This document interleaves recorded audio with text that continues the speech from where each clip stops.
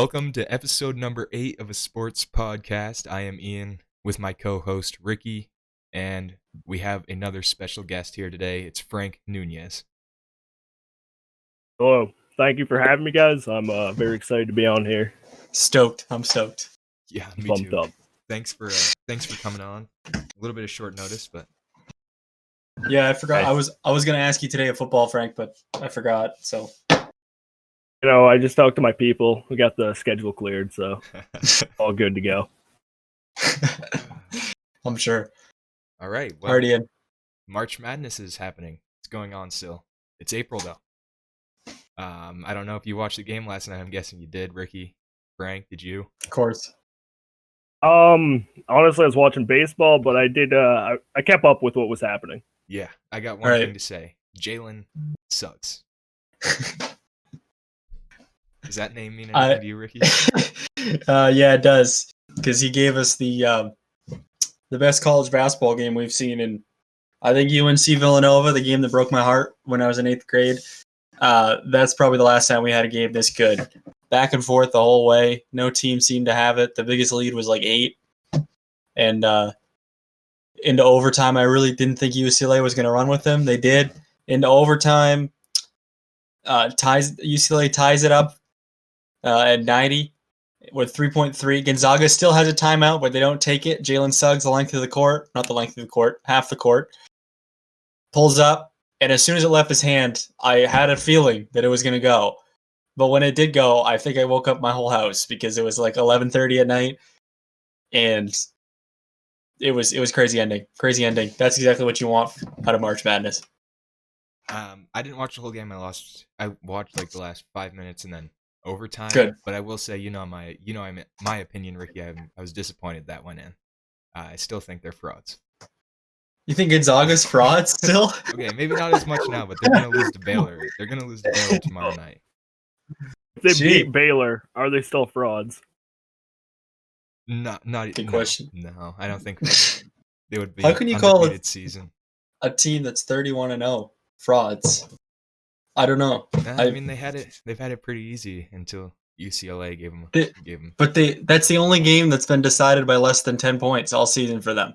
Really? They're good. They're a good basketball team. Yeah. That's a good. Also, I did mention when I said they weren't going to win it all before I knew about Timmy. They also have this Right. guy who wears like knee-high socks too, so I just discovered that. I don't know who you're talking about. He's like number 3, I think. He's a starter. He had a big. Oh, three. Ayayi? No, for Gonzaga. Yeah, Is that Ayayi? him? Yeah. See, that's Yeah, how much I know. I think it's Ayayi. I think Yeah, Ayayi's number. knee-high socks. Can't even so- say it. I mean, you got Oh, okay. you got Timmy and the guy who wears knee-high socks, and like Timmy has a twin, I think. Can't really. Yeah, he lose, does though, have a either twin with the with headband. that. Yes, Yeah, that's just Yeah. a team that's looking like they want to win. I agree. Having said that, though, my prediction is Baylor in the national championship by about 5. That's my prediction. I don't want that to happen. I'd rather have the Zags win it, but I'm predicting Baylor. I like that, Ricky. I like it a lot. Being Who are you realistic going here. with, Ian? Oh, I have Baylor. I've had him. I think me and Mike both had Baylor on our brackets. We both had the same championship game. Unfortunately, Iowa, I think, is who we had. Didn't make it. Long but gone. Yeah, we still got Baylor. I don't know. You guys probably have talked about this before, but Ricky, what did you have in your bracket? I had Gonzaga beating. I don't even remember. Gonzaga beating Ohio State. Right. And Ohio State lost the first Yeah. round. So, And I mean, my boys over in Oral Roberts or whatever, they yes. shut that down real quick. That was They did. tragic, to be honest. It was. The Ohio State deserved better than that. But Did you have Oral them? Roberts went on a little run, though. That was exciting. Oh yeah. That was exciting. And they almost won again. They almost won 3 times. Had a great shot off there in that game against Arkansas. Could have been in the Elite 8 to get slaughtered by Baylor. But Yeah, maybe. I had my bracket was not too pretty this year. I mean, I did have Baylor Mine neither. going to the finals, so I had that at least. But I feel like a lot of other people, brackets didn't hold up. not I had this year. Kansas. Not, I always go with my boys from Kansas, Kansas. and they always disappoint me. That's true. That's true. They do. Women's Yeah. Final Four. I want to mention it. Has anyone been keeping up with the women's Final Four. I mean, I watched the last 12 seconds of the national championship, and I gotta say, just like 10 minutes ago. Yeah. I gotta say that the girl from Arizona who took the shot at the end, she should have just passed the ball. I mean, come on. I know. She was trapped. They literally came out to trap. She did get a good shot off. I'll give her that. She did, but yeah. But unfortunately, no. The Stanford was a good team. I think Stanford could have beat UConn, even if UConn wasn't upset. Stanford, Russell Wilson's sister plays for Stanford. Their point guard, actually. Serious. Anna Wilson. Yep, she's good. Probably not their best player, but wow, still a leader on the team. And just got to put it out. It's a sports podcast, so we have to include, rightfully so, the women's tournament has been at times better than the men's. Really? Almost every game I've watched has come down to the wire, the Final Four and the Elite Eight games anyway. And congratulations to the Stanford Cardinal. Yeah. I think their college has a 4% admissions rate, like the lowest admissions rate of any college in the world. That's pretty good. But they're good at basketball, so congratulations to them. I think that wraps up our NCAA segment. All right, of the podcast. This next part I am extremely excited about. The MLB season is officially underway, and we had a few interesting things happen over the weekend. We can start it with the first benches being cleared with the Cardinals and Reds. Did you guys see that? I did. I'm glad you just watching out. I'm glad you didn't say. I'm glad you didn't use the word brawl, Ian. Yeah, no, it wasn't a brawl. No, I wouldn't say it was a brawl. It was a hold me back. It was a hold me back fest. Is what it was. Did you? I still love those though. To be honest, they get you pumped up a little. I bit. do too. It gets the blood flowing a little bit. Yeah. As a fan of either team. I mean, I like the old school fights where some people actually are punching. Like that also gets me going. But of course, it was good to see people back out there getting the blood flowing again, holding each other back. Yeah. But if for anyone who didn't know what kind of went down, we had Nicholas Castellanos hit a home run off of Woodford. Don't know his first name. I think he might have done a little bat flip, and then his next at bat, Woodford hit Castellanos. I don't know if it was intentional or not, but Castellanos kind of took it a little personally. I think asked him if he wanted the ball back. Guess he didn't. Was too scuffed up. He made his way to third with the bases loaded, and Woodford showed that maybe it wasn't intentional because he threw a horrible pitch to the backstop, and then they kind of collided at home, and Castellanos just stood up and like flexed and yelled a little bit right in his face, and then that's when just flexed on top of him. He literally was just got up and towered over him, flexing on him. It was kind of a beautiful sight, honestly. The pitcher took exception. Show. Yeah, and then Yadier and Molina kind of just trying to be a peacemaker, I guess. I don't know. Yeah, well, I mean, Yadi's a veteran. He's not going to let you do that to his guy. He had to. Yeah. Well, he did his part. Yeah, exactly. I think he was trying to be more of a father figure to him because you could see him in the John Boy video. If you saw that, Ian, I'm sure you have. Yeah. He was just kind of telling him, just like he wasn't mad. He was just disappointed. You know what I mean? Like he was just giving him a lecture almost. Yeah. With no physical altercation. It was just them talking. Mm-hmm. Going on to, I thought Nick, he actually held that pretty good. Like after he went off to the side, standing there very unconfrontational. Yeah, arms behind his back, and just Yadier, and like you said, Yadier was kind of like went over there, was giving him a little lecture after that, and he was just listening, like not even talking back or anything. So handled it well. It was a good way to ease into the season, I'd say. That benches clearing event. Oh yeah, for sure. So. They'll be seeing each other a lot this season too. They will be. Yep. That's not a good start for the Reds-Cardinals rivalry. I always feel like keep an eye out for those games. Yeah. Oh, for sure. And I always feel like the Reds are always in some sort of fight, like with Amir Garrett trying to take on the whole Pirates team. Yeah. Back when they had Puig too. Yeah. That's a classic. Yeah. But they ended up winning that game 9-6. The Reds did. But I feel like the Dodgers and Rockies series was a little bit interesting. Just some weird things happening there. I don't know if you saw the Bellinger and Justin Turner incident. I had Cody Bellinger on my fantasy team and lost some points there. That was a very interesting scenario. Yes. What's your guys' opinion on that rule? I mean, I think I like the rule. I think it's a decent rule. I think whenever you see it come into practice though, you like kind of have to question Right. like how you feel about it because it's so odd. It's such a technicality. Like it has nothing to do with the play. right? Like he hit a home run. He hit the ball over the fence. Yeah, and then I know. I think, this is. Yeah, go ahead, Frank. Yeah, I was just gonna say I think it was like actually like good base running by Turner. He picked up the play when he was rounding second, and I mean to be fair, it was in the glove when he saw it and turned around and was hauling back to first. Right. Then what? I mean, everyone thought. A lot of people thought that it wasn't a home run because no one was acting like it was. It seemed so. yeah, I think Bellinger was like the only one like kind of pretending it was, like walking like trying to swing his finger a little bit. Turner's like flies by him back to first. He's out.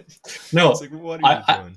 This is a non-traditional opinion, but I don't think that's the best rule. Like it's a technicality, but I guess it's just one of those things in baseball. Like in other sports, in football, you know the rule. Like if you're a ball carrier and you fumble it through the end zone, it's a touchback. Like I don't like that rule at all. That's just an example. But like, I don't know. It's just baseball. It's just baseball. I'm not saying it should be changed. It's just one of those things that. Well, I think kind of doesn't really make sense. To ask like, I mean, in this case where it was a home run, it wouldn't affect it. But there are times where, like, say it was a like fly out scenario where you're like doubling up people. Like, how can you continue play after the that happens? No, yeah. So. Obviously, it's a good rule not for base runners not to be allowed to pass each other, but on a home run, it's just kind of like why. But yeah. So anyway, Bellinger hit a 2-run home run, and he ended up with just an RBI single. Tough. That. But the ball was actually like in and out of Ramil Tapea's glove, and then that's not the only incident he had that this weekend. If you saw, like, I can't remember. Oh, I do remember who hit it. It was Zach McKinstry, something like that. He hit it like it was going over the fence. He ran over. He like made a crazy jumping grab. Got the ball in his glove, and then something like with him hitting the wall or whatever made him like throw the ball back in play, kind of. And then he ended up with an inside the park home run anyway. So, Didn't see that. Just a little bit of an unfortunate weekend for Tapia with the glove, I guess. I did not see that one, but that is a tough weekend for him. Yeah. Tough day at the office. Another tough weekend was for the Red Sox, unfortunately. Don't want to. I bet you guys are thrilled with that, huh? And the Orioles get out there? Here we go. I have 3 things written down, Ian. Here's my 3 things. You want to hear it? My 3 things, okay? Yeah. Number 1, Red Sox suck. Number 2, stop taking pitchers out so early. Number 3, hit the baseball. Yeah, they could. They could hit the baseball. I mean, a couple things I had down. I really only have one thing down, but they had a horrible start with only a few bright spots, being JD Martinez, Tanner Houck, Nathan Eovaldi. I'm gonna butcher the name, but Hirokazu Sawamura. Oh, the Japanese pitcher. I liked him. He has a good splitter. And then Garrett Whitlock, who the Yankees actually didn't add to their 40-man, so the Red Sox took him in the Rule 5. They missed on that one, I think, because Garrett Whitlock looks good. But yeah. Who is he? Who's Whitlock? He's like, well, he's in the bullpen right now, but I think he might be able to, like, they might be able to stretch him to a starter. When did he appear? He appeared, like, today. Oh, I didn't watch today. He went. There was no reason to. Yeah, he went 3 points. He went 3 1/3 innings, 3 hits, 5 Ks, no walks, no runs. It's pretty good. Not bad for his MLB. That's a really good outing. MLB. I mean, it was pretty good. An inconsequential game when it was 10-2 or whatever. But yeah. No, Ian, remember how last week, Ian, Frank, you didn't listen to the episode last week, but I was talking about taking pitchers out too early. Yeah. And I went on quite a bit of a rant there about the lighter kid from Vanderbilt. Yeah. And how they took him out in the middle of a no-hitter. Yeah. Anyway, they took Eovaldi out. I know it's the beginning of the season. I know what you're going to say, but they took Eovaldi out at 89 pitches with 1 base runner on. Well, I mean, with Eovaldi, though, I also think you got to be careful because he throws hard. I understand. He throws hard. He's had two Tommy Johns as well. So, I mean, and right now he's the ace, but Rodriguez is coming back, so people move down to that second spot. Let me ask you this though: if say he struck the batter out, he's staying in there, right? He's not going. Yeah. He's staying in there. It's probably staying in there. What's the difference between a walk? Like it's just one base runner. Like That's a good point. I don't know. I mean, I don't it's know. tough. It's tough, man. It is tough. I'm definitely for saving arms. Don't get me wrong, but I feel like there should be more feel to this situation rather than analytics. But I went on this rant last week, and here I am again. But that's just my 2 cents. Yeah, I'm of the same mindset as you are, Ricky. To be honest, I mean, like you said, I don't want people's arms to get worn out or like worn down too much. But there's certain points in a game where you just, they're your starter for a reason. Like exactly. Yeah. I know bullpens continue to get better, especially at the MLB level, like every year. But I'm still of the mindset where it's there's more of a chance that there's going to be somebody in the bullpen who's not on that's each day, right? thinking. Like you want to have a lot of faith in your starters to go as deep as you can. Exactly. But I mean, the more pitches you put in there, the greater chance you're going to run into a guy who just doesn't have it that day. You know what I mean? I think so. But of course, this year you can only each reliever has to face 3 batters. So another rule I hate. Out. Yeah. Here's a good question for you guys. What do you guys think about them continuously trying new rules and implementing new things for the game? Well, are you talking specifics here or just change it all? Okay, so specifically where they put in the 3 batter rule for relief pitchers. Hate it. This year also with the guy starting on second in extra innings. Hate it. Yeah, same. Yep. I mean, I know both of you guys big baseball fans as well as myself, and of course. Honestly, whenever I talk to people who really love baseball, I haven't ran into anybody who likes that they're changing and trying these new rules. I think baseball's a great game the way it was, and I don't see why they're putting these in. And I don't understand why anyone who didn't like baseball before is like, oh, I'm gonna watch baseball now because the game's faster and it doesn't last 3.5 hours. It lasts 3 hours. I'm definitely gonna watch now. Absolutely, nobody's of that mindset. That's a unicorn. That's a unicorn, Rob Bamford. Yeah, all it's happening is that they're isolating. It's just upsets fans. It's not stopping me from watching it, but I'm not happy about it. No, exactly. I just love the sport enough not to quit watching it. Yeah, and the pitch clock is coming too. I mean, that's in the minors. Yeah, that's. Yeah, I don't. So when I played in college, I pitched a little bit, and we had a couple of games where there was pitch clocks in college. Really? Yeah, and my experience with that is if you go over by a little bit, nobody really cares. There's don't do anything. It's I don't. They also had clocks running for in between innings, and it never lined up exactly. So I don't personally see those ever coming over because I don't really. I hope not. It's just yeah.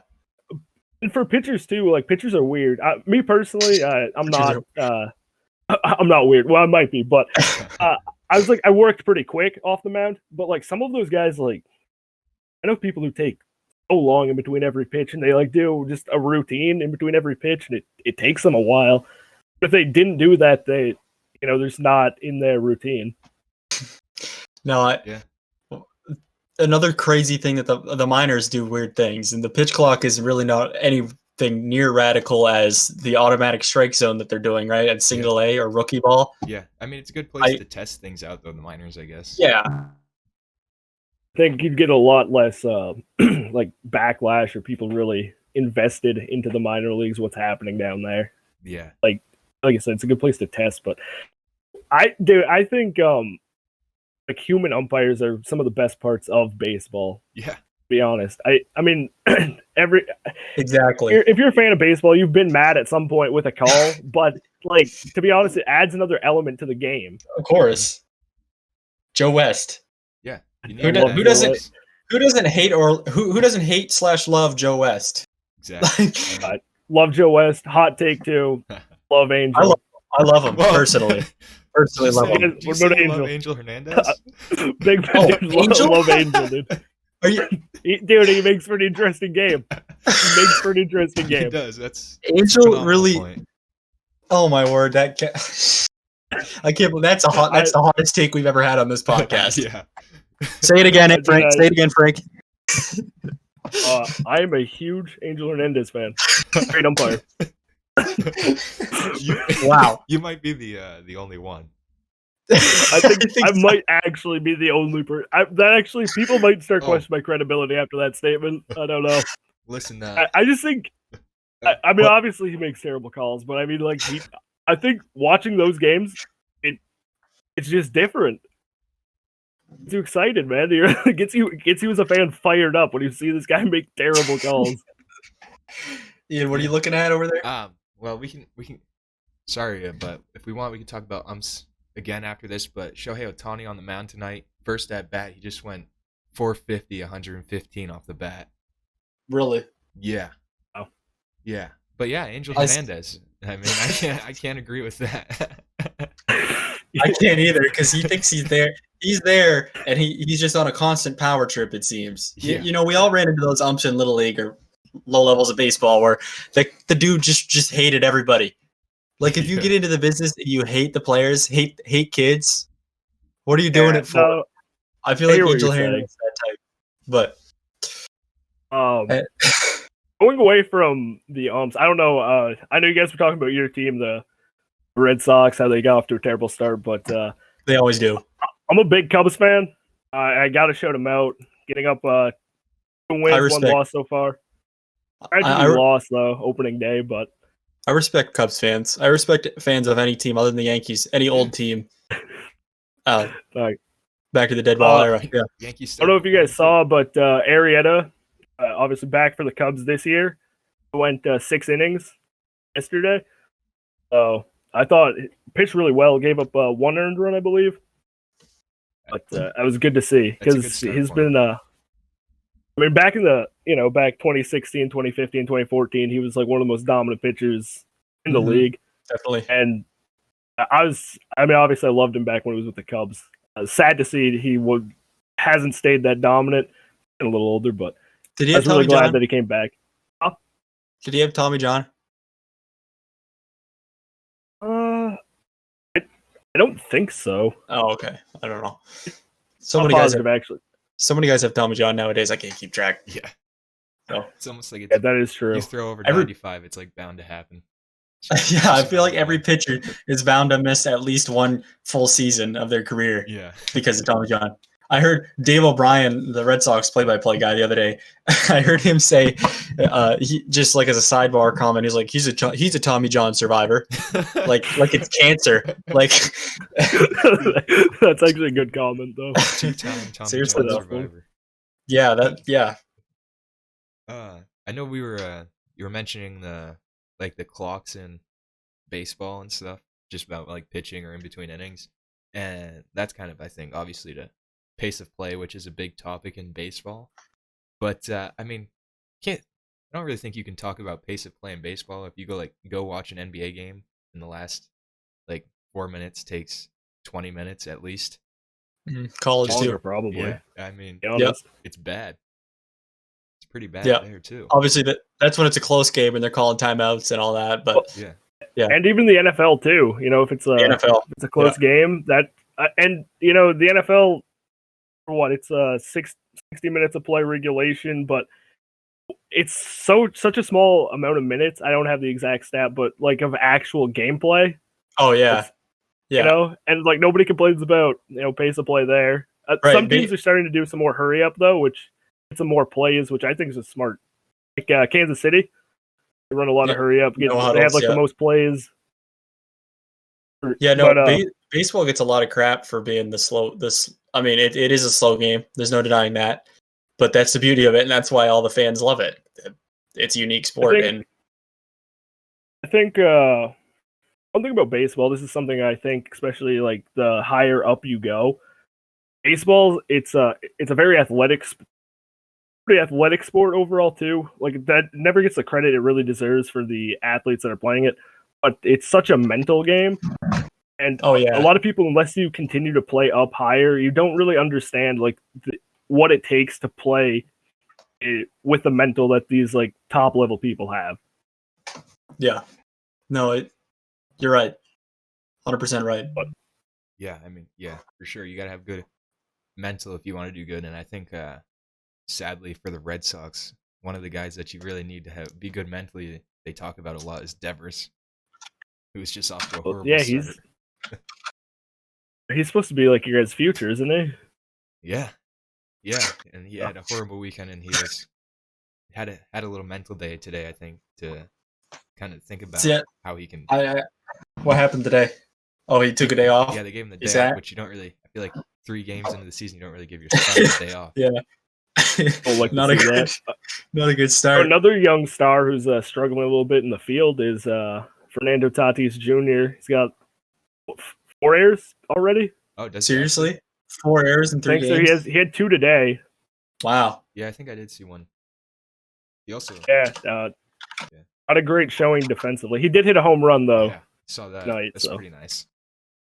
Yeah, it was way out, no doubter. Yeah. Love to see the no doubters. I'm a big fan of home. I wish I was more of a home run hitter myself, to be honest. Same. I think I don't know. Ian, you know, there's a point in your little league career where you were a pretty big home run hitter. I mean, I only ever hit 2. Yeah. I was gonna say only. I feel like you hit more than that, but he hit a walk off. I think I hit. He did hit a walk off digger. How many people can say that? Ricky, we're saving that. We're saving that for when Nate comes on. Oh yeah, right. We can't get. That's a we can't get too into. That's a sneak peek. Yeah. There you go. Ricky, no offense, but you're not really a big power hitter. I don't know. Did you ever hit any home runs? More of a contact guy, good contact guy. No, I never hit any home runs. I don't think I ever came close, but there were a few times. You got close at Bishops last year, Ricky. Oh, Bishops and Slope Hit. Anyway, no, I did. You're right. I think the wind was carrying out too, and I pulled it hard down the right field line, which is like 210. No, probably like 250. But anyway, besides the point, I did get into some baseballs. I did get into some pitches at times, but it was a rare occasion. Yeah, I just think that would be like the coolest fit. Like, so the last home run I hit, I had no idea it was gone, to be honest, and I regret it so much because I was like, I hit it off the bat, barreled it up. It was like a good line drive, and I knew it was a good hit. I was thinking 2 off the bat, so I was like sprinting, and I'm rounded coming up on first. I see their first baseman kind of like throw his arms in like disgust. And I'm like, so I like look up, right? I like look up and I see the ump by second, swinging the finger. And dude, I just break out. Yeah, dude, I just break out like, when you're trying not to smile, but you're like so happy you can't hide it at all. So it's like, big smile. I like. Wait, when was this? Was this Mapleton? This was it was middle school. 2 years ago when I was playing in a men's league in Canada. Oh, okay. This was legit. This was your last home run. Okay, it was your last. Okay, gotcha.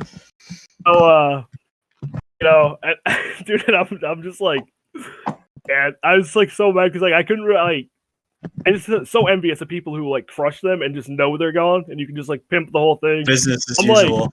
Like, yeah. I just hit mine. I'm just like sprinting. I realize it. I like try to pull out my chains, like trying to not smile, but like I'm just like. Laughing, running around the bases. In between like second and third, I finally was able to slow down, so it was like sort of a trot. But your home run trot was probably way faster than you would have liked. Yeah, way faster. I'd like to almost walk it. That's what I would like to do. David Ortiz used to have long ones. I mean, I think Rhys Hoskins, it was like 2 years ago against the Mets.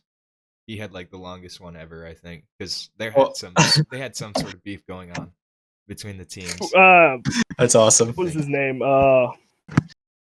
Gonzalez for the when he was playing for the Brewers against the Braves. He had a pretty long one. And McCann, that was when Brian McCann was catching for the Braves. He didn't even like let him get to home plate. Oh yeah. What's his name? Wait, was that Gomez? Yeah, Carlos Gomez. Gomez. Yeah, Gomez. Carlos Gomez, right? Yeah. Yes.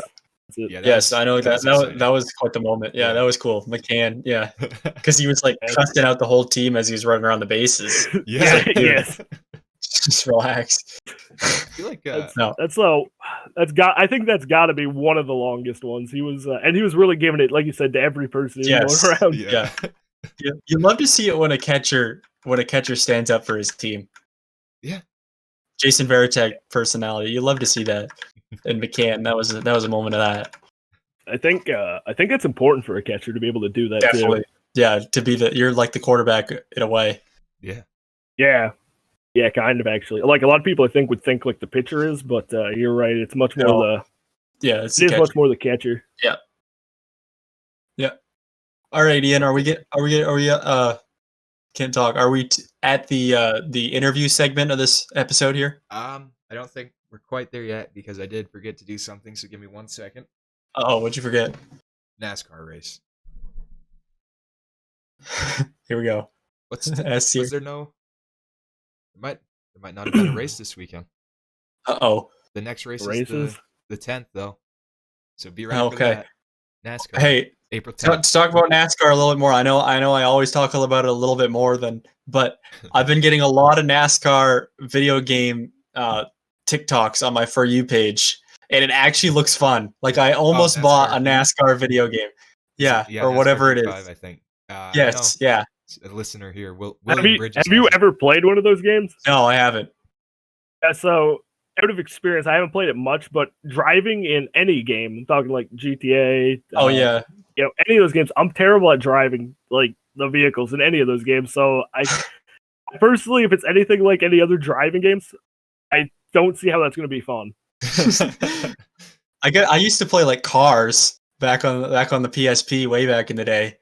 It's a throwback. I remember Cars. I played that on the PS2.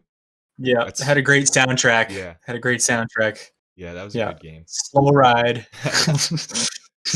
Anyway, there we go. The NASCAR segment is done. It is just like that. Weekly NASCAR. There you go. Also, it's the only sport we talked about every week. Yeah, I think. It is. Honestly, I think it is. It might be. It's the most important as well. Yeah. But before we do jump into like this little interview here, I do have something I want to try a little bit later. Maybe it involves the Masters, Ricky. Maybe we can. Okay. We can do this at the end, right before the weekly recap, though. All right. Yeah. Okay. Sounds good. All right. Well, it is Masters week now. Well, Frank, I guess, can I get it started, Ricky? Yep. Ask him the bombshell question. He knows what's coming. I mean, we did have Grant Bridges on a few episodes ago, and we asked him the question about Dakota, what it was like be to play on the worst college baseball team in America, and you as a former player and former assistant coach, I believe, right? Do you have an opinion on that question? Okay. Oh, I knew this was coming. Well, I think statistically, you cannot lie that Umpy has fallen to the worst college baseball team. However, I want to say, when I played for them, we were not the worst college baseball team. So I do think there's several reasons for the team falling back to how where it is currently. But I want to say this: I do think there is some light at the end of the tunnel. I think I'm not saying they're jumping into being a good team, but I do foresee them being able to crawl out of the last place throughout the NCAA D3. I think that's on the way soon. Okay. All right. Good evaluation. What were some of the records you'd finished with, Frank, when you played, like season records? Okay. So my first 2 years, so my freshman year, I believe we finished at 10 and 28, I believe. Okay, so winning about a quarter of games. Yep. Give or take. Yeah. Oh, close to a third. Close to a third. And then my sophomore year, we won.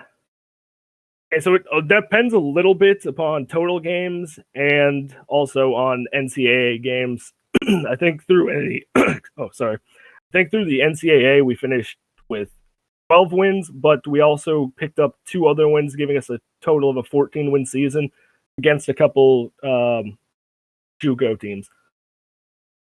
So I think, I think we finished with a total record of 14 and 25, I believe. Okay, that's better. We're getting there. Yeah. And then, tragically, I did not play my junior year. the team ended with a total of, I believe they Tragically. went 4-24 the year I did not play. Ooh, How was that tragic that you didn't play? yeah, what happened? Well, okay, I'll get into that. And then my senior year, made a triumphant return to a 4-23 season. Ooh, okay. Great. That's if you guys want to know, that's where this trend of the downhill slide those couple That's where it years began. really Okay. really started getting into it. But I think so. First, I gotta say, Bumpy's it's the highest northernmost NCAA team in the Continental 48, right? And for you guys who live up here, you guys know winters up here not so conducive for baseball. So when we start practicing in January, our season goes to early May. Typically up here, if we're lucky, May is when we start losing snow, right? We have Right. snow the whole season. So we're at a major disadvantage by literally practicing our whole season in the gym, like in a couple of gyms, right? Mhm. Which I think definitely contributes into how people play. I Undoubtedly. think so. I'm from up this way. My twin brother Saul, he was on the team. Another guy from Caribou, Matt Curry. The second year, our other brother Christian, he was on the team. Aaron Kofstead, he was on the team. He's from Presque Isle. So I'm getting at here with there's a few other guys from up here. So we're a little bit more used to playing and practicing in a gym. You guys, high school ball, you start the season in the gym. First 3 or 4 but in high weeks. school, Yep. the season goes a little later. You guys get to transition and go You get a whole month outside. Yeah. right, which is so much like all the best practices come when you're outside, right? Like Definitely. the gym's something you have to deal with, but it sucks. But so I'm getting at here is like we have a few guys who are actually used to practicing in a gym, and I think coach started recruiting people, like a lot more people out of state, and not many guys homegrown, like local. Anybody who's like ever played in a gym, there's like very few of those guys on the team now. Like I said, we had about probably a third of the team were like, guys who had done a little bit inside. Yeah. And I think that helps like a ton, knowing what you're expecting in a gym, like how to go through that. But always hard when we get out. So I played our first trips, we'd go down to like North Carolina to play. And these guys have been practicing outside for 2 months. And we're just seeing like actual fly balls for the first time. So there you go. A little bit behind the 8 ball. Yeah. But I think that was like a big part in what's shifted to the team dynamic. Also, my first 2 years, so I came in with a big freshman class. I think we had like 18 guys on the roster, 13 first-year players. Okay. Wow. So huge rollover. Coming off, actually, I believe the most successful team in UMPI history with 16 wins. For like maybe 2 or 3 years before we came in. So like a bunch of those guys were just coming out. I think the guys who we had left were like freshmen on the team. And I think they knew obviously some success. Almost getting around that 500 mark, which isn't great, but it's not terrible. I think I would love to take a 500 season. Yeah. But so I think the culture of the team, it was when I say we were like a family, like some of my tightest friends are from that group of guys, and it's because we really spent so much time, like the entire second semester. I'm not kidding when I say my second semester freshman year, I was probably with the baseball team like 75% of my time, like the entirety of the second semester. We were together literally all the time. Everybody knew. You just like started learning people, like everything about them, and that was super critical to the team like gelling together. Like I said, we did all right freshman year, pretty good, but we saw a big transition into our sophomore year, and we started playing like a lot better. We played some pretty good teams back then too. I remember our opening trip, we played against Apprentice, which had won the AD3 conference tournament, and they were really good. So, and we split with them. We went saw my brother Saul pitch that game actually that we won. It was huge that we split with them. I mean, we were playing some good teams. I think, not saying that they don't play good teams now, but I think we played some pretty good teams in our first 2 years there. Yeah, I think that's a huge shift. So this is why I say it was bad for the team when I did not play junior year. So I was going through some health things. I had a thyroid issue, and I was they were messing with my diet a whole bunch. I was gluten free for 3 months, and I was I don't know if you guys are super familiar with No, I'm not. Thyroids, but I was I pretty much was just lethargic all the time. I couldn't really do anything. I spent most of the semester just laying in bed because I was sick, and it took a while to get to figured out. But I really couldn't play. I told the coach I can't play. I got to do these personal changes here, baseball. First of all, I can't physically do anything, and second, I can't eat anything when we're on the road, because when we're on the road, it was fast food all the time. I'm not really getting salads from McDonald's, if you guys know what I'm saying. But so I was so I didn't play, but it wasn't a decision that you didn't feel like playing. It was you just couldn't. Right. I would have loved to play. I mean, I look back at it and I'm man, should I have tried it? Should I have not? I think I made the right decision in the end, but yeah, it's like you said, it's not something I was and I gotta do. It was tough. It was tough. It wasn't your senior year either. It wasn't your, you had another year. So no, I mean, I didn't know. A personal thing too with the coach. Me and the coach at that time really did not get along at all. For several reasons. I'm not really going to get into that too much, though there was a lot of issues between the team and the coach. But I think out of my group, out of the first guys that I came in with, issues with me and him were probably the worst, and followed by our catcher, who ended up not playing his senior year, but he played the first 3 years.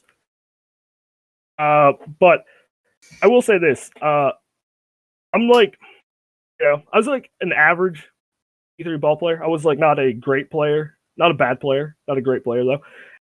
But it's a really good when you hear it in the MLB where they talk about guys as clubhouse guys. I'm a great person's guy. Yeah, I hear that. Get along with I understand that. I was kind of the glue in the team. I could see that. I really bridged a lot. And so after our sophomore year, it was my freshman class. The first year guys, we're transitioning to the upperclassmen. Another big freshman class comes in that year, right? Instantly in the team, there's a huge rift. The team, really to this day, I'm actually not doing anything with Umpy this year, so I can't really speak on what's happening this year. But as of last year, that gap never has filled. There's been a rift in the team throughout, the past 4 years. And I think that hurts, because I think if I was there, it would have helped bridge the team. And I'm not saying that it would have been great, but I don't think it would have been as bad as what it turned out to be. Yeah, I mean, they've won. How many games did they win? Not last year, but the year before. Do you remember? And then they play the next year. So one game in the past 3 playing seasons, they have 9 wins, close to 90 or 80 losses or something like that. Wow, yeah, that's not ideal. Wow. So just for the listeners and the viewers here, when we say, what's it feel like to play for the worst baseball team in the nation, we mean it. We're not just saying it as a joke. We mean it. And thank you, Frank, for those analytics there that you had prepared. 9 wins in the last 3 seasons, 80 or 90 losses. We're not kidding. We are not kidding. Yeah, it's not tough to be honest. So my senior year, a new coach came in. That definitely was huge in me coming back, because I'm not gonna lie to you, I got a little out of shape, but definitely got used to not practicing every day, not getting ready. It was a decent college lifestyle I started living without playing, and I was not. I love baseball but I don't know. I was thinking, initially the old coach had came back, and I was I probably wouldn't play for him. But after the first semester, he was out. A new coach came in. My busmate of my first 2 years, one of my best friends, Matt Cochon, actually called me, sometime during the winter break, and was like, "Dude, he's like, did you hear the news?" And I was like, "What?" And he's like, "Check the email, to check your school email." So I pull into the old KFC parking lot and pull out the email, check in. New head coach is on the way in, and I was like sitting there, and I was like talking to him on FaceTime, and I'm like, wait, I'm like, does this mean that I have to come back now? I always said I'd play if they got a new coach. I was like 100% sure they weren't getting a new coach. Yeah. And he's like, yeah, dude, you have to play now. So I came back, and we only won the 4 games. So I watched a ton of the games. Like my brother, like Saul was still playing our junior year, and I actually went and like followed and watched the team a lot. And there was not a lot of close games. Like they won against some pretty bad teams, and they lost against teams that were like okay. Not very many close games though. And my senior year, there was a lot more close games within 1 to 2 runs. So it was a better improvement. But then the year after we left and they only won 1 game, I honestly can say I did not follow the team that closely, but yeah, to only win 1 game, I don't care if they're close or not. Like, I can barely. I only want to make like a statement about the 4-win season because I was part of it, but realistically, yeah, 4 games, even if they're close, like it's still rough. So I'll ask you a question, Frank. I might actually get us talking about something else, but the best days, your best days playing baseball, what era would that be? Are you talking stat wise or fun wise? No, I mean fun wise. Fun wise. Okay. Well, actually, now that I asked it out loud, probably both, to be honest. But the Pony League seasons I had, or Babe Ruth, if for listeners, if like the equivalent Pony League, Babe Ruth League, of course, yeah. Oh, it is. My first year of Pony, me and Saul, we went in, played for Presque Isle. I don't know if you guys listening, but I'm from a small town right outside of Presque Isle, Mapleton. Big fan of Mapleton. Yeah. Right? Nothing against Presque Isle, but big fan of Mapleton. Yeah. So we went and played in Presque Isle. I played for Coach O'Laury's team at the time. They had 2 teams. First Taste of O'Laury. Was that there was a Presque Isle team and then an RBD, right? Yes. Or was it like Cushman's? So, yeah. Okay. It was Cushman's, I believe, that year. Yeah. And so First Taste of O'Laury. I actually got to play quite a bit. I got to play some second base, which was in Little League.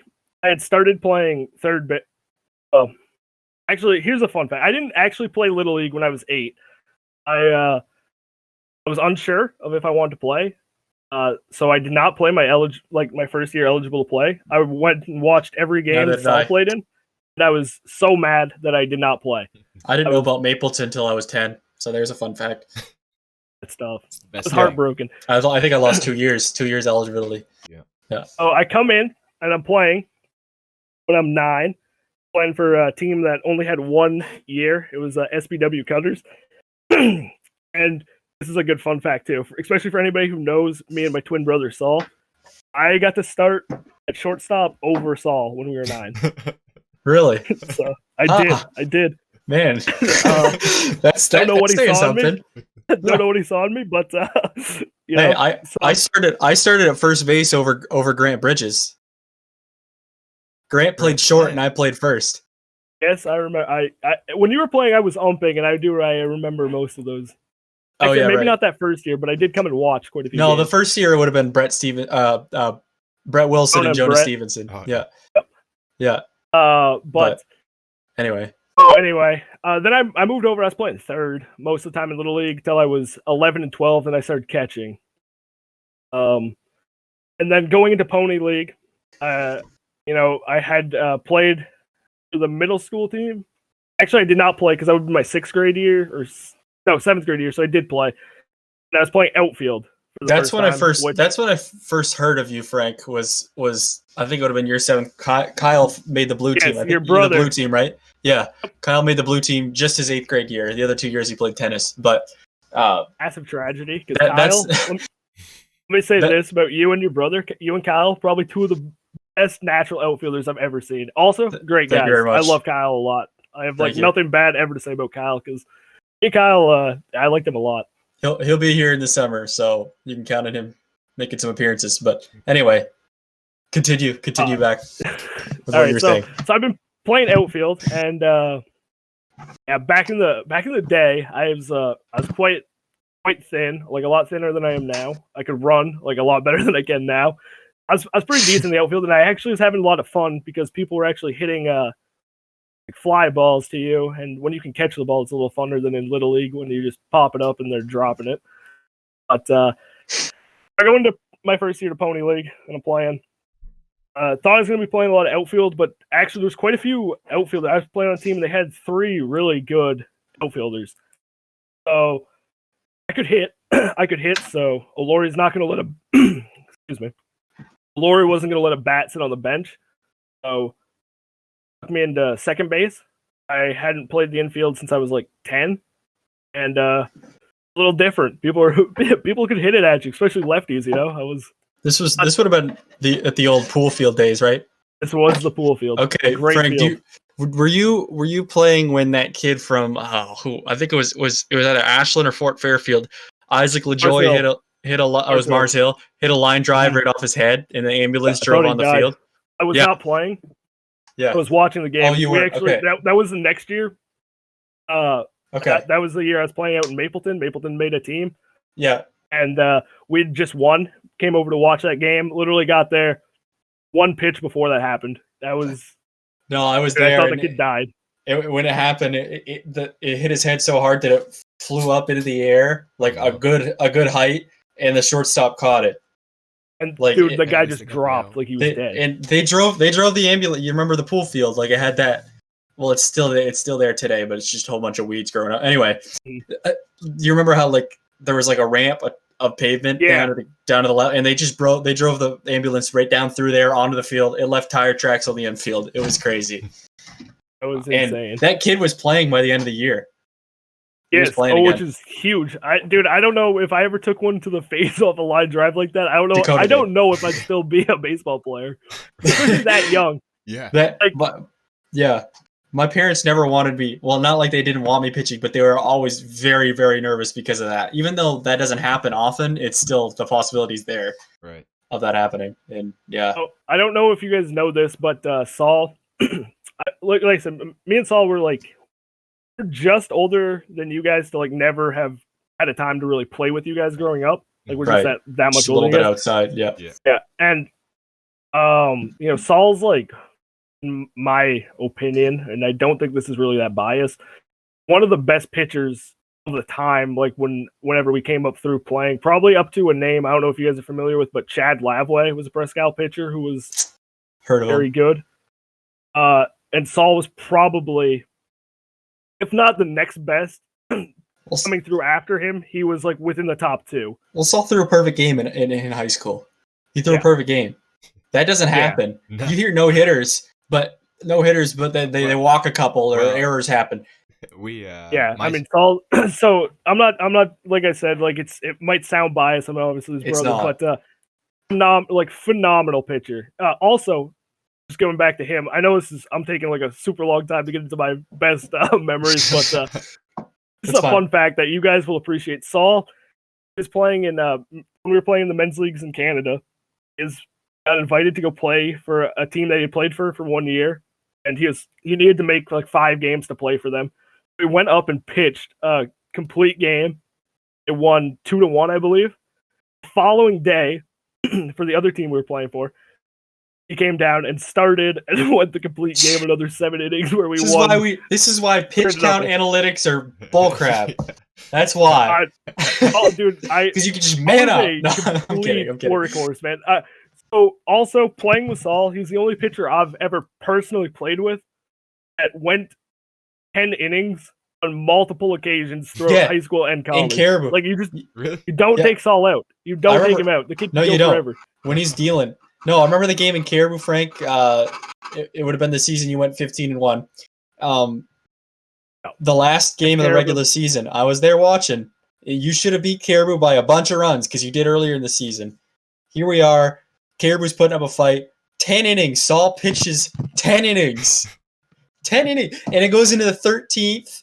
And Presque Isle pulls it. You guys score, or it was like the 12th when you scored 2 runs. And then Caribou scored 2 runs to tie it in the bottom half. But then you eventually won in 13 innings. That was insane. That game was insane. I'll always remember that. Always remember that game.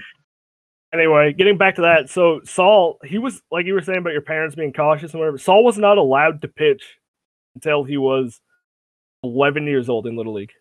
Really? Yeah, our mom would not let him pitch because he's like too young.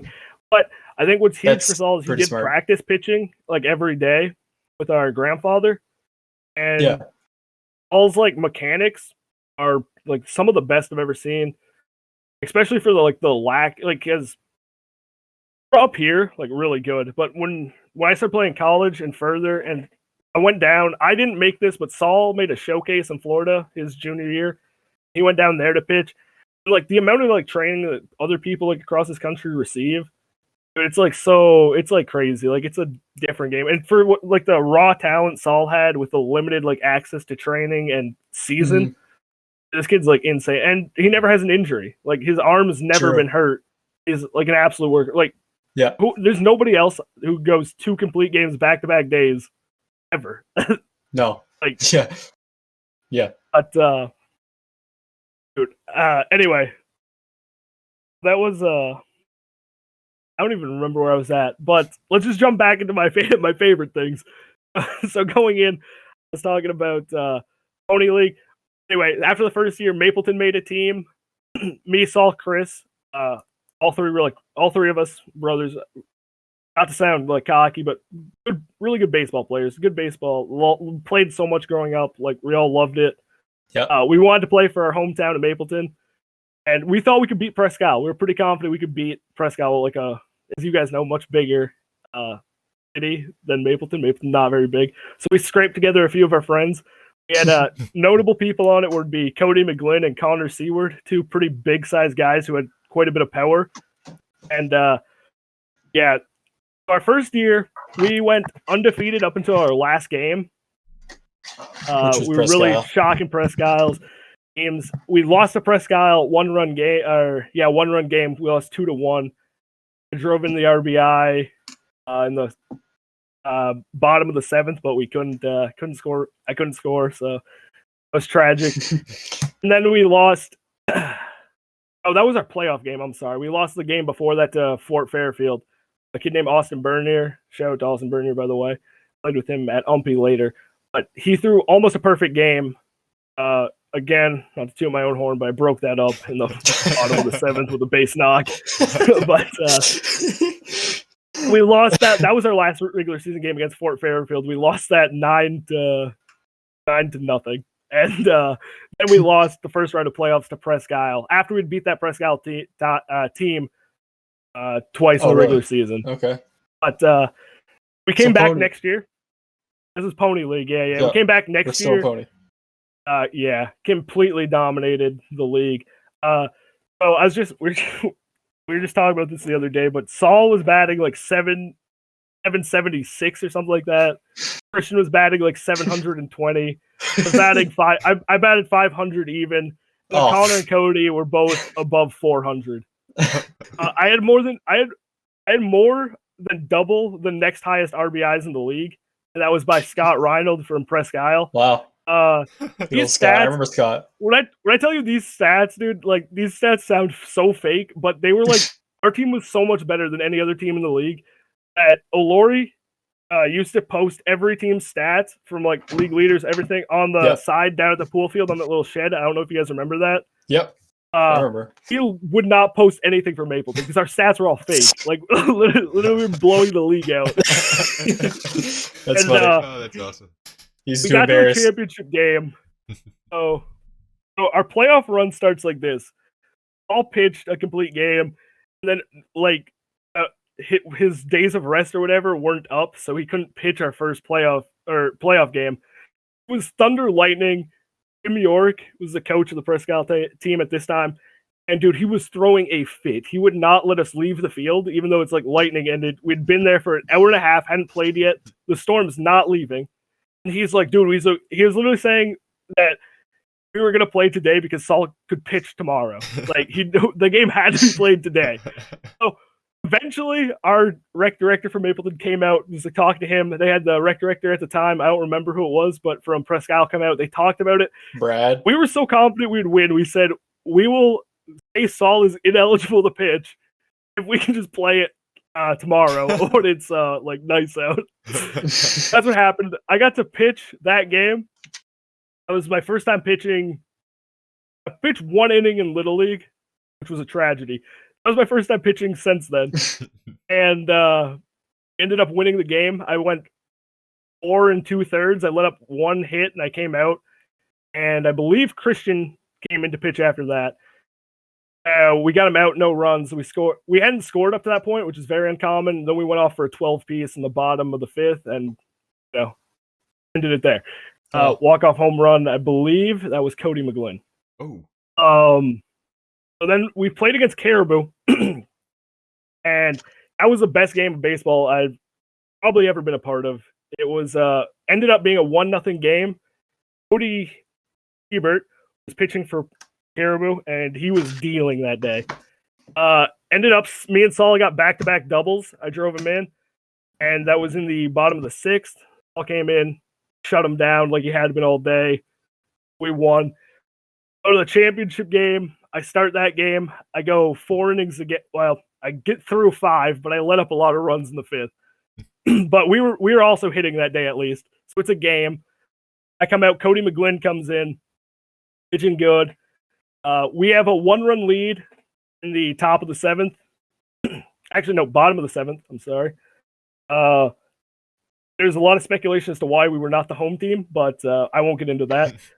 And Tyler Seeley, also another great baseball player. He was on third. I was playing third at that point because they were saying they didn't want me to catch because I've been throwing off the mound. And there's some rule where if you pitch and catch, you can't do that. Like the same. I hate that rule.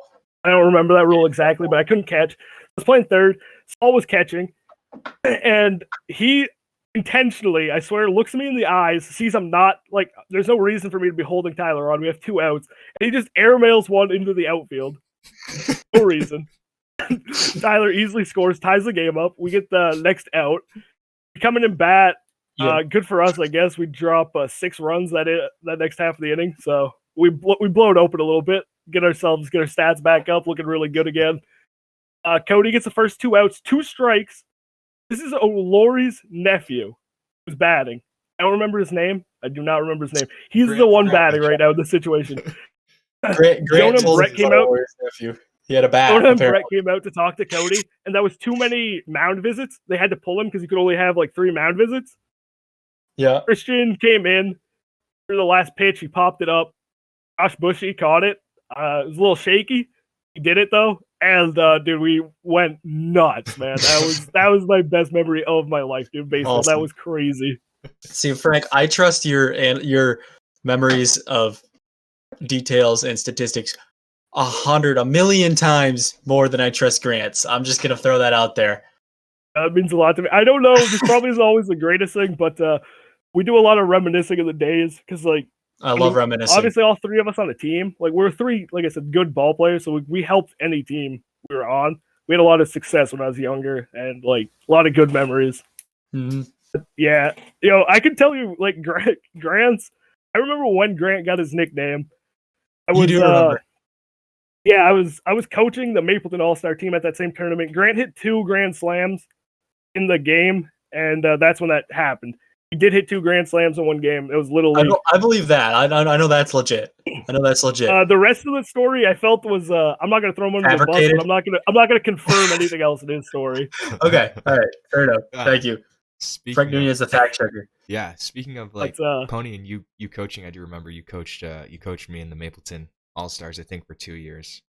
Unfortunately, I had a lot of hope for that team. After that Grant season.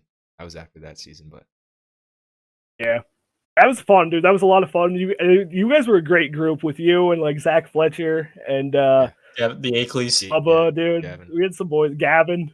I liked you guys a lot. That was a lot of fun. Yeah, we almost Presque Isle teams always we won almost those beat tournaments. Presque Isle, I think my last year. I think we were pretty Dude, close. we almost did. And I think it was like 5-2, 4-2, something I like remember that. you threw me on the mound. You said we got to win this game at least. I think is what you said. Because you didn't have any pitching. Yeah. We had. Hey, here's a question for you, Ian. Who was the head coach? Was it me or Christian? I mean, I feel like co-coaches. Yeah, you're like pretty No. co-coaches. Be honest here. I feel like I remember you more as the coach. There we go. Thank you. That's gonna. If Christian listens to that, he's gonna get very upset. It's the truth. Show that to Christian, please. All right. Before too much time escapes us here, I have a rapid fire segment prepared. Oh, yes. All right. Nice. And so Yeah. you have to come up with the rules are you have to come up with the answer fairly quickly, fairly rapidly. Okay, that could be a trouble for me, but I can. And you can say we can talk a little bit about the question after, but we obviously have to get to the next one. I have 3, but they're good ones. Number 1, the best sports announcer call of all time. Rumbling, bumbling, fumbling down the sideline, dude. Chris, I don't remember who did that. It was a football one. I think it was Chris Berman. It wasn't even in a live game. I laugh every time I hear that, dude. That's like, that's gold. He's rumbling, bumbling, stumbling. I like that. I like that. Yeah. Ian, Listen, what do you think? It's got to be this one right here by old Joe Buck. Okay, here we go. Give me a second. Oh, I'm gonna reenact it real quick. Oh, I think I know which one. Ortiz into deep right field. Oh. Back goes Sheffield. We'll see you later tonight. That one just really sticks out to me, you know. Thank you. It might not be the best one, but I mean, it just Joe really Buck's not sticks the out. most popular announcer, but I mean, good I don't reenact. think he's like the top tier. People just give him hate because they hear him so much because he's that good. Right. You know? I agree with that. I know we're trying to go a little quicker right now, but no, it's fine. I've been watching a lot of MLB Network lately, and they have one for one of Pete Alonso's home runs. And dude, I love this one where the guy's like out of sight into the Ohio night. Pete Alonso. I love that one too. That's awesome. There's some good calls. I'm a sucker for good calls. But Mine would be. To announce a little bit. You're gonna have to come up with a tag when yourself. I think so. I think I will. I'll have to. Mine would be Al Michaels, 1980 Winter Olympics. 5 seconds left. Do you believe in miracles? Oh, yeah. That's got to be the best call of all time, in my opinion. That's a great one. Anyway, next question. Your favorite athlete growing up? Derek Lee. Oh, Derek Lee? I didn't even wait. I was trying to get quick. Derek Lee is my favorite. Good. No, that was good. Okay. David Ortiz. All right. Jacoby Ellsbury. So we all went baseball players there. Not surprising. Yeah. All right. Finally, my last one. Your favorite play in baseball, or your favorite play to make. So like you're talking about like actually in the field type of play, not like I'm talking like I'm not talking about like a specific instance in MLB. Okay. I'm talking Oh, okay. Ian, go ahead first It's gotta be if the you're ready. home run. I mean, who doesn't like Oh wow, home run? you're going basic. Yeah. Okay. Oh, sorry. I'm sorry, Ricky. The 2-run home run. All right, Frank.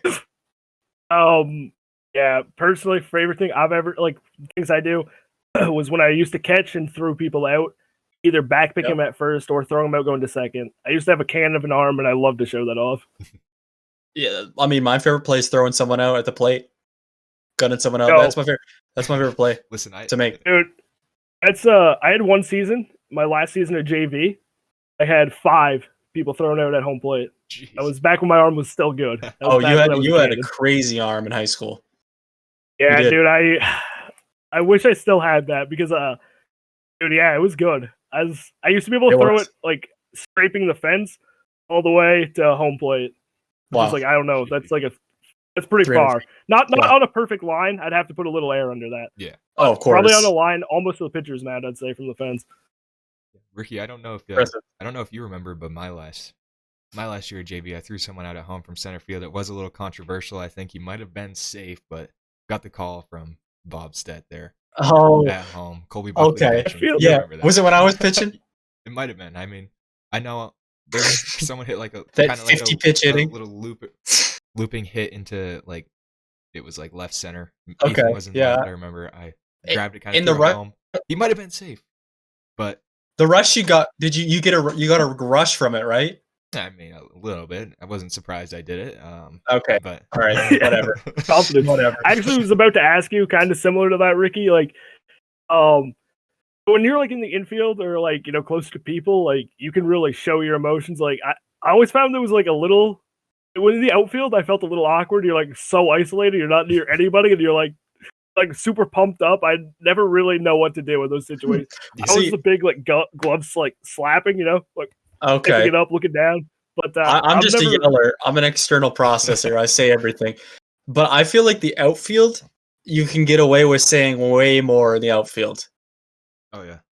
I don't know. Yeah. I'm not talking cussing, but I mean, like, you can get away, like, you can say things about like, I used to yell whenever there was, like, a team that had clappers, like the base runners that clap and Oh yeah. just try to get, Oh yeah. I just yell loud enough to the pitcher, ignore the obnoxious clapping and just pitch. Like, I would just yell stuff like that. I love that about the outfield. Oh, In the infield, it's more, like, I don't know. that reminds me of something. I remember there was one game I was pitching against Caribou, and when I pitch, I basically just throw fastballs. You know that, but there's one time I threw a curveball against Caribou, and it was like right down the middle. It was pretty nasty. It was a pretty nasty JV curveball. game?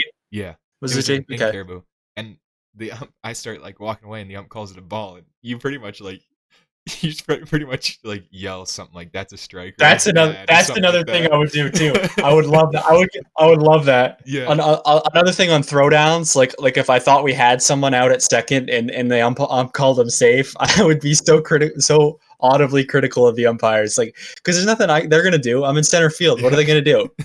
Like, if it's a pitcher and you're being like, they're gonna squeeze you more. But if it's an outfielder, like, he's not going to remember me when I get up to the plate the next inning, and plus he's a field up. So like, I can say that I can agree with that too. When there was like, especially when I played center field, and I felt like I had a really good view of the strike zone. Oh, you have the best dude. view There's a lot. Whenever they missed one, I would just be like out there yelling too, and like you said, like nobody's doing anything because you're out there. The best part, Frank, about playing center is that everyone looks at you, like left fielder, right fielder, short, like they look at you like, I was like, yeah, that was a strike, like, because you can see and they can't. It's that's a fact. Cool. They'd like ask you, you're like. And like a lot of people like look over there, they're like, was that there? And I'm like, oh, I'm just like yelling my last. Oh yeah, that was there. And like the shortstops and the second baseman who can kind of see would look back to confirm. I just love that about center field so much. Another reason why it's the best place on the field. Anyway, good conversation there from our rapid fire trivia segment. Trivia, yeah. Who's gonna ask first? I'll ask a question.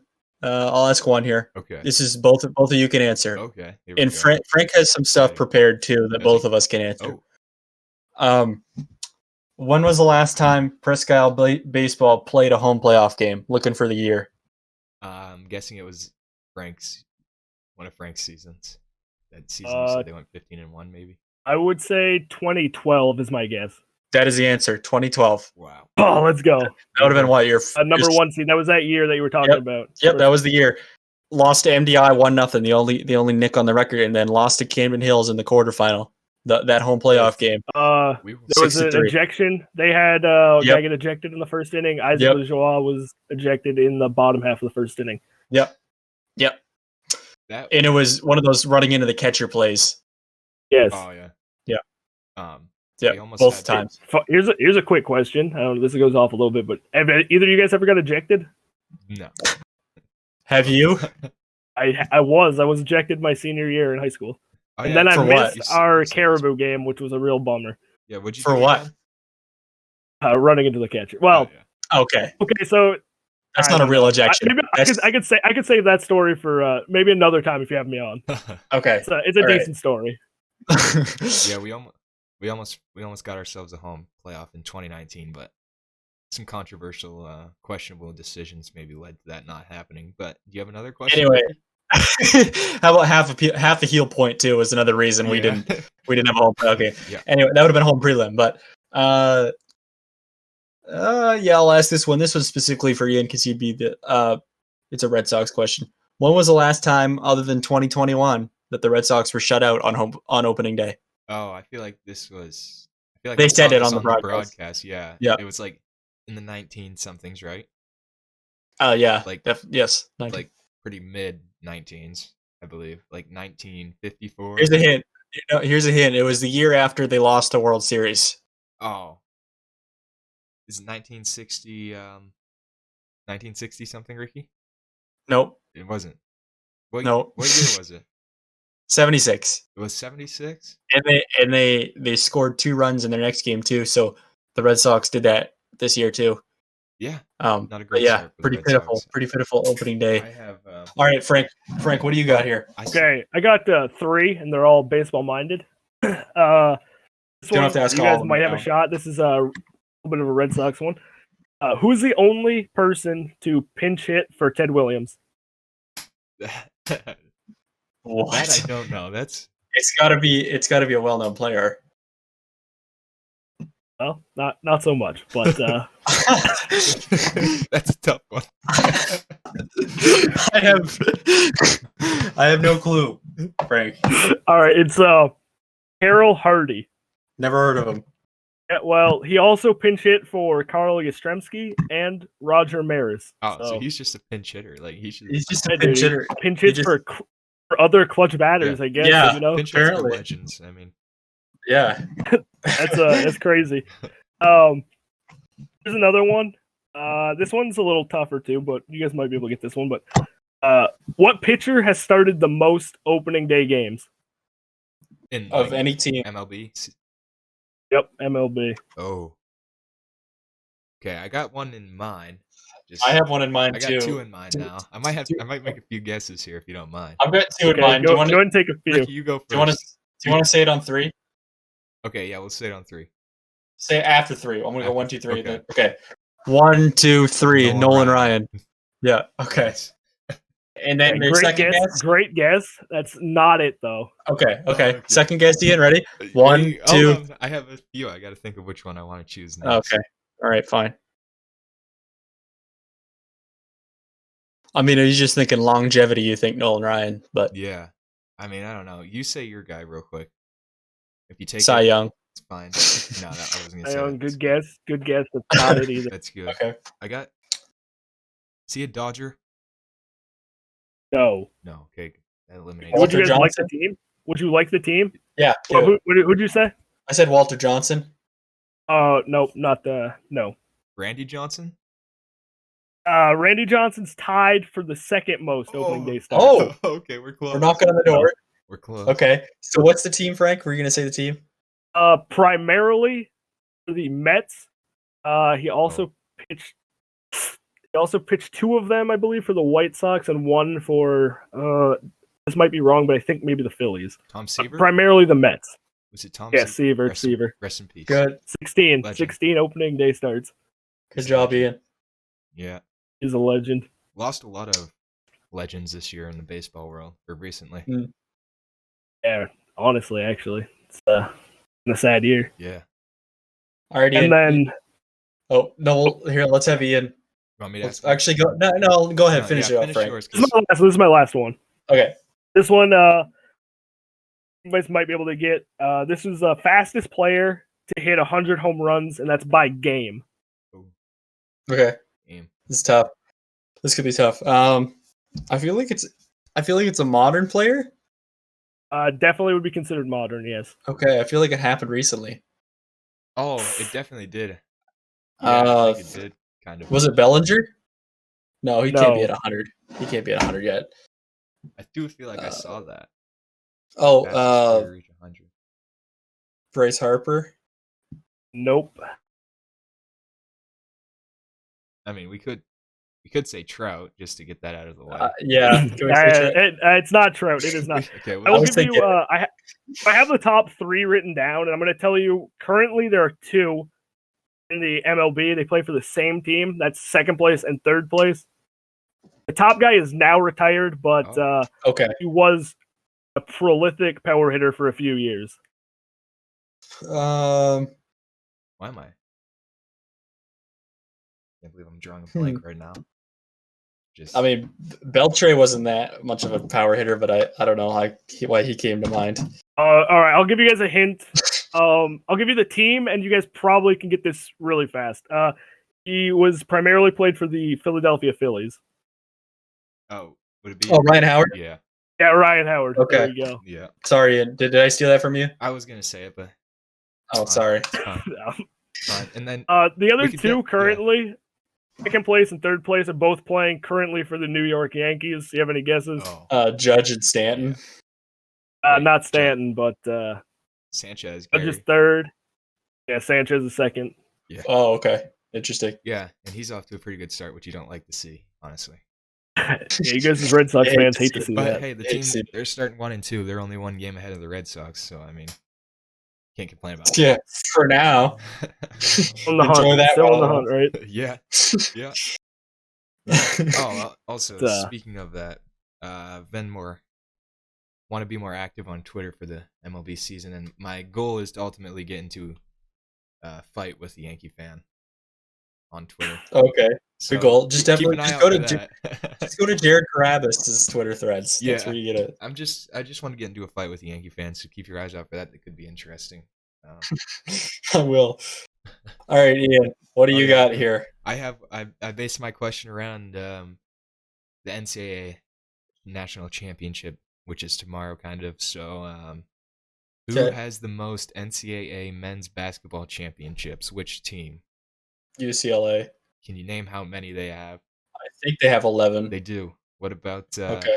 Could you get second and third? You might be able to get third for sure. Is, I think I'm is guessing. Duke on the list? No, not on No, top Duke's three. further down. I'm thinking it's. I know third is North Carolina Yeah. with 6.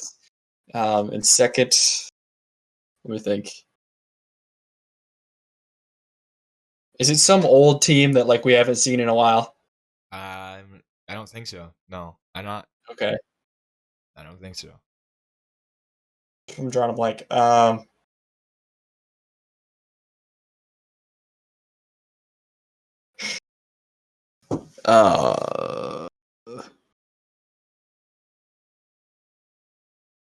No, I'm gonna have to give up on this one. I'm gonna have to Give up? pass. Frank, you Yeah.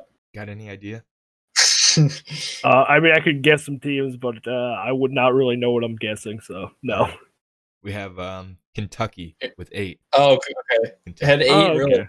Yeah. That's throughout the eras, though. They didn't Yeah. really have a dynasty. Like UCLA had a dynasty where they just won year after year after year with John Wooden. But yeah, okay. I should have thought of Kentucky. All right, and last week I think we went with a random number, and it came up 4, I believe. Hopefully, because I got the number 4 already prepared. So even if it didn't come up with the number 4, we're going with the number 4. For the first part of it, Ricky, we're going NFL. Do you need any? Need any names? Nope. No. For me, it's between Brett Favre and Adam Vinatieri. Yeah, those were the 2 names I put on the top.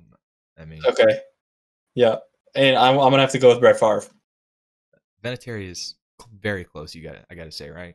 I Yeah, mean, He is, but I'm gonna have to go in the end. Between the two of them, you got to give it to Favre. Yeah, I mean, especially since he's a quarterback and Vinatieri's a kicker. I mean, And obviously Favre you don't. I mean, Is the toughest son of a gun to ever play. Yeah, Yeah. I was gonna say I don't want to take anything away from Vinatieri because he is absolutely goat. one of the greatest to ever play. mhm. But Brett Favre did what are you talking about? Like a legend? Like that guy is something else for the sport of football. And Yep. I think you have to give it to him. Definitely.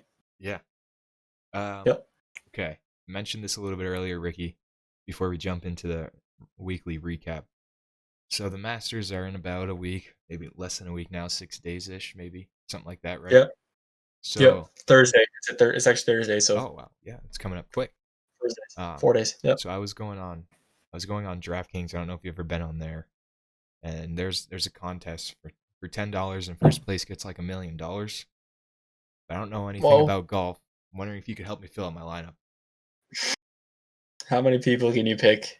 I think 6. Let me pull it up real quick. I don't know. Have you ever gone on DraftKings? 6 Ricky? players? Oh, No, look, never been on DraftKings. it's right front and center. Yeah, I get 6 golfers. Hold on, I don't know what the All right. rules are because for NASCAR there were some weird rules, and I didn't know that, and I lost my money. But I always lose my money on DraftKings. If I'm being honest.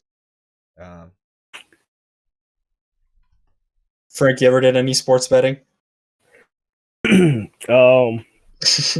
can't confirm or deny that, but I will say that if hypothetically, if it was to happen, not very often.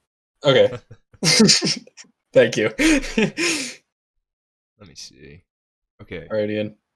So let's see. I'm pulling up the rules real quick or the scoring, I should say. Okay, so you get. Okay. Okay, so here we go.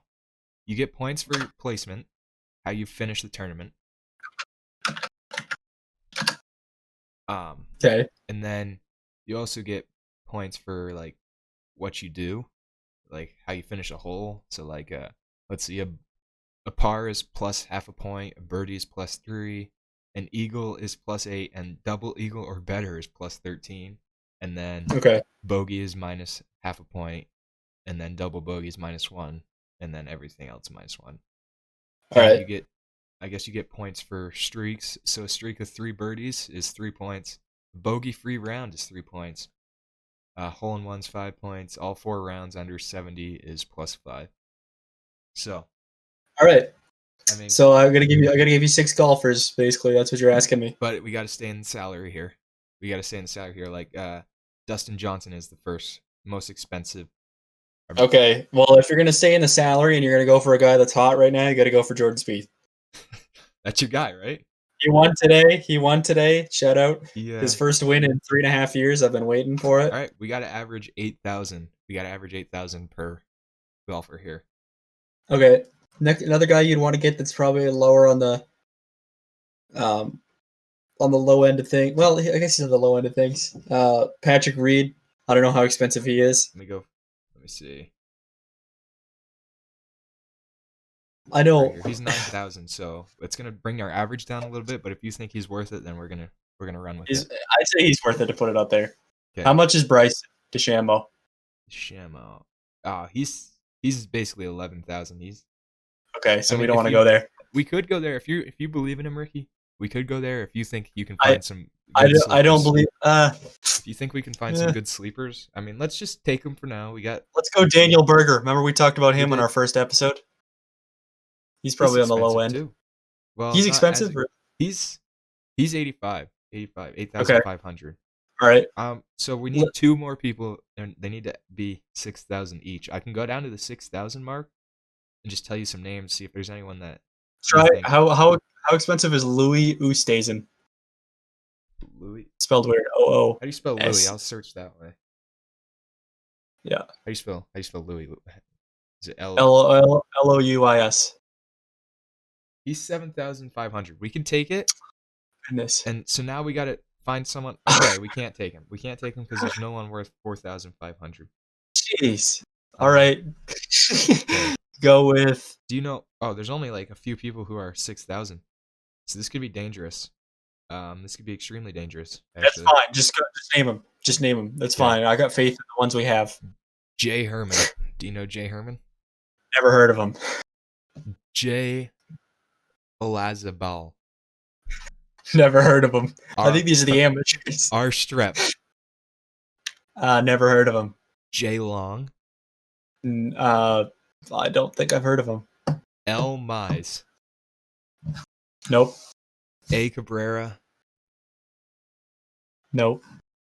T. Oh, wait, Angel Cabrera. Yeah, I thought he was arrested recently. Okay, we're gonna pass on him then. Probably not the one you want. T. Immelman. Nope. S. Lyle. I've heard of him. You could pick him. Yeah, I don't trust him. Honestly, looking at his picture, I don't think I can trust him. My $10. Quickly. Let's go. Let's get this over with. Then we can do the You know, weekly. take Herman. I like that. Herman. Good name. Yeah, my grandfather's name. Take it. Okay. Let's see. I mean, And then yeah. one more. Can we take? Should we take one of the better ones out? Whoa! I did some sort of math wrong, I guess. Hold on. Okay. Well, we can get someone for 7,900 at least. Oh, cool. Ricky, you might know some Who of was- these names. Who was the one that I said that was Louis Oosthuizen? 7,500. Oh, what? You were gonna name some? I think he was 8,500. Oh, Yeah, I'll okay. name some. We have S. Garcia. Sergio. Oh, Yeah. I like Garcia, I to be think- honest. I don't really watch golf a lot, but I do like Garcia. That's my Go favorite Sergio. golfer. Wait, you gotta go Sergio. hold on though. What about? I'm pretty sure this is a big name here. B. Watson. I think that might be Bubba. Is that Bubba. is that accurate? Bubba. Yeah. So what do we You think? might want to go with Watson. I watch a lot of golf. I just remember a picture of Garcia smoking a big cigar on the green, I mean- and been my favorite golfer ever since. Garcia So, has. Between you might not want to go with him. I mean, between the two, honestly, I'd go Sergio because he's been playing better lately. I think. yeah, he averages like 20 fantasy points per game more than Watson.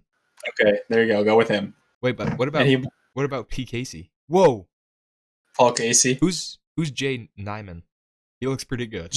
Joe Quinn Nyman. He's a young whippersnapper. Is he good? He's like 19 years old. Yeah, he's really good at golf. I'm thinking about taking him here. Is he good? All right, fine. Take him. Take him. I mean, I know I asked you guys for advice, but I see this guy here. I don't think I can go against him. Okay. He's All right. I know for a fact you didn't ask me for input, and I would not take really any of the things I gave you too seriously. But not a big golf guy, but I do know Sergio. all right. I like so- Sergio. Hey, if I win this $1 million, Ricky, I'll give you like I think 1,000. I'll give you like 100,000, Ricky, and Frank, I'll give you 1,000. I think for based off input. Thank you. I 100,000, feel like you're thanks. overpaying me. But Okay. Anyway, weekly recap. Frank, we saw some Oh, turf today. Hold on a second. Oh. we got. I think we got to start with part 2 of last week because we have some unfinished business. What? We had some unfortunate news happen after the recording of oh, last you're week's talking about episode. the What happened? dude. You know what happened? Some unfortunate news after the recording. CV9. Oh. Yeah, we got to back up and talk about that, but we could get in trouble. Could we? I mean, I'd say the league's COVID protocol is you play the next week and suck it up. Yeah, and I think that's all we can say about that. Then we can. Move on. I'd say anything about that's probably alleged and not necessarily factual. Right. But, Yeah. that's Yeah. just me. Yeah. No, it allegedly the star quarterback of Sunday football tested positive for the For some SARS CoV. Hey, hold on a whatever second. Hold on. When do I get that title? virus. All right. Undefeated as a starting quarterback. True. I'm just gonna throw that 2-0. out True. Yeah. there. But I would take big 10. fan. I'd take 10-3 over 2-0, or I don't know. I don't know what his record is, but it's good. I gave him one of his losses though. True. Gotta say He that. he did. I don't see I'm anyone just kidding, beating though. this lineup. I would say Aaron is a phenomenal quarterback. Love that guy. Looks good, Ian. We're gonna win this money. I'm ready to win the money. Should be exciting. But yeah, I'll take the 100 grand. why don't we get into this week then? Yeah, we saw turf today. That was a sight for sore eyes. Must have That been. was crazy. But the school swiped my cones again. I think the gym just swiped my cones, so we had to use the old shoes and boots for Ooh. pylons and cones. Ooh. And we were actually We're on gonna- the. What? I Go was ahead. gonna say, are you gonna contact the school? Maybe get those cones back. I don't know. I don't know how I would go about that and say, hey, by the way, we were using the turf all winter. I guess it's not illegal, but like, I don't know. All right. Well, wait. What if you just tell a teacher maybe there who we might happen to know? I mean, Yeah, Mike listens to the podcast. I don't know. Oh yeah. certain someone, not gonna use a name, but there's a certain somebody we know who might be able to find our cones. True. Good point. Anyway, so we were actually on the other end of the turf, Ian, because there were people playing soccer when we got there. Wow. But the turf was a game changer, wasn't it, Frank? That was yes. It's so much different than playing through the snow. Yeah, we find we're a lot more sore on the turf because you can actually run faster and do things. Speaking about doing things, though, Frank, you and I both had some crazy juke moves. Dude, there was we pretty much in the same spot of the field, I believe. It correct? was, yeah. And Yeah. it was more or less the same move. Dude, yours. I wish I had a better view of yours. I was doing a fly route on the other side, Oh, okay. but I did get to see some of it, and I was going nuts, dude. That was crazy. So we had basically, I cut to the left to avoid the first defender. It wasn't Chris, and then Chris is coming, and I spin to the right and run up the field for a touchdown, like a spin move. I pressed B on the controller. Ooh, Ricky. Yeah, Nasty, and then man. Frank basically did the same thing, didn't you, Frank? Yeah, mine was a little. So Chris was on me, and Yeah. I went out with like my left hand, and it kind of like his hand was semi on the ball as well. Okay. So like we pushed it over. It was then to my right hand, but Christian was like diving for the ball. So then he had one hand on my forearm, my right forearm, and I'm holding it. Christian's literally full out horizontal. I like look down, we like make eye contact, and he just like you can see in his eyes, he knows he can't swing his right arm around to like touch me with the second hand. And then I just like rip the ball back, do a behind the back, transfer back to my left arm, do a finish the spin move, and then it's just straight down the sideline. Ricky's running right beside me, dude. We're going nuts. Those are the highlights of the day for our team. We did end up losing the game. Oh no. There was a play where Gabe threw a deep ball to Chris, and it was underthrown. And I was on Chris, and I looked up and found the ball because face guarding Chris, never works. So I turned around to try to locate the ball, and I did, and I got a full hand on. I mean, the whole, like, not just a fingertip, full hand on it. Knock it to my left hand, knock it down as best I can. Friggin' Nate Willett, he was there today. Ian follows up the play. Right there, I hit the ball right into like a chest pass, right to his chest. Boom, touchdown. Yeah, he literally slapped that straight to his chest. Like, like couldn't have asked for a better. He could have asked for a better throw to him, dude. It was perfect. Yeah, and that was kind of the day summed up in a play for us. That was one of the craziest plays Sunday football has seen. Saturday football has seen. But yeah, we ended up losing it. At the end, it was storming, sleeting, whatever it was doing at the end. I don't even know. Sideways. Yeah, it was, the wind was blowing. We had the ball down 2 with like 39 seconds, and we took a knee.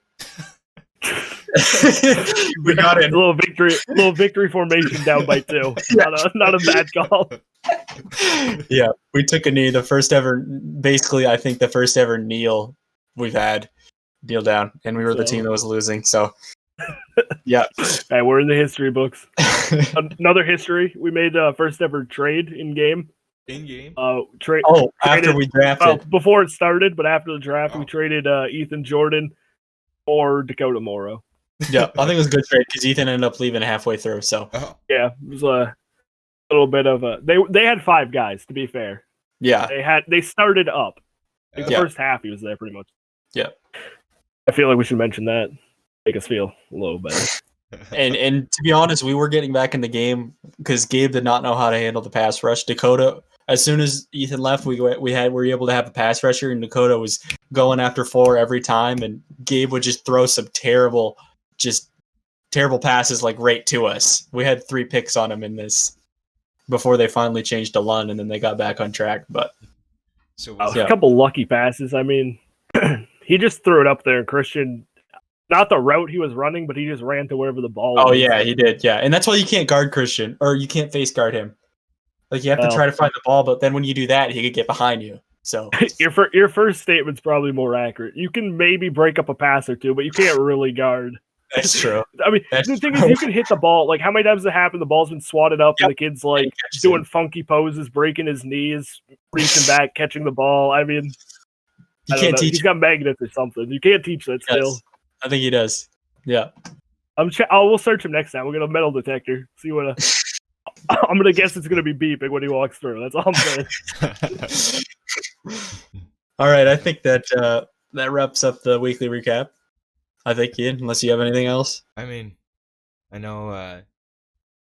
I want to say this without like saying anything, but I guess.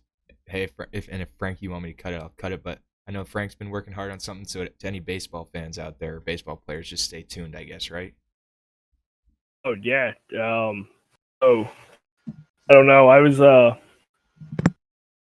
I could talk a lot about it, but I'll shorten this. Maybe you guys will have me back. Maybe we can talk about it a little bit more later. But I'll just That would be a good leave you way guys with this. We are. Mhm. I'm currently in the works of making a adult men's league baseball for the summertime of Aroostook County. I don't want to say too much because there's nothing official yet, but I think it's gaining steam, and I think it. I would say the future's looking bright. I would say that. You have some I'd say we have some expectations. Yeah. And I think if Yeah. it does actually start to, like, if the league does get put together, I mean, I think we could have you on again to talk about it, to try to get people Definitely. interested. Try to get some steam here. Yeah. I'd definitely be interested in that. Personally, this has been a lot of fun for me. Hopefully, you guys enjoyed it. I know I'd like to talk a little bit, share some stories, but It's encapsulating Mm. the stories. I fancy myself on a little bit of a good storyteller. I like to, facts are important, but presentation's also important. Yeah. Mhm. Yep. Well, I think that wraps it up, huh? Yeah. Think Been a it great does. episode. Thank you guys for listening to this episode 8 of a sports podcast. We are winding down. I don't know while winding down. We're starting to think about possibly ending this season. Don't worry, it won't be that too long of a break. We got some special stuff in store for the end of the season as well planned. But thank you for listening to episode 8 of a sports podcast with special guest Frank Nunez. I think the best guest we have had on so far, as far as storytelling, definitely, and just overall content. Thanks for coming on, Frank, and thank you guys for listening. Yeah, thank you guys.